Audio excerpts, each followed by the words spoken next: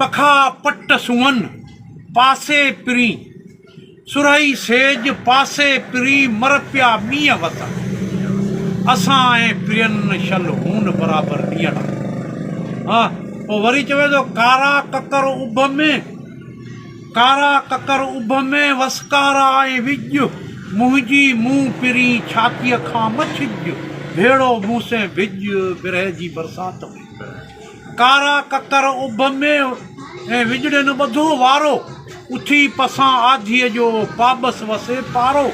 भाकुर में भेड़ा भिॼूं लहे अंदर जो आरो अंदर मुंहिंजो उञारो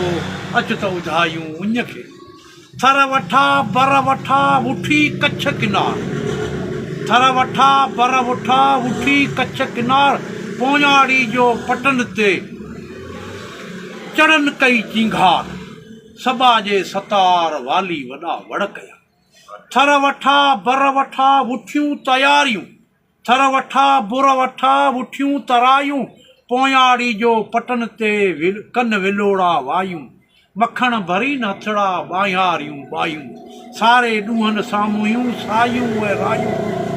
ॿायूं ऐं दायूं पखे सुअन पंहिंजे पोइ वरी चवे थो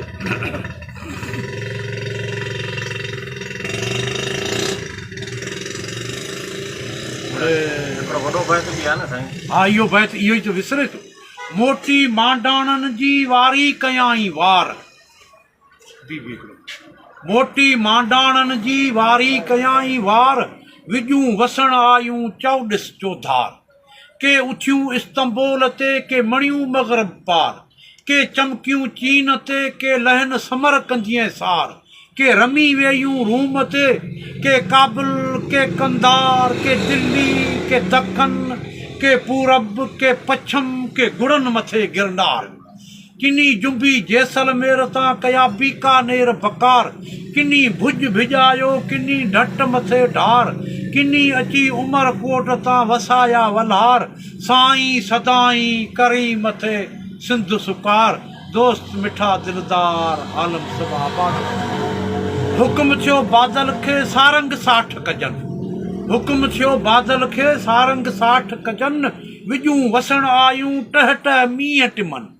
जिनी महांगेला मेड़ियो से था हज हथणनि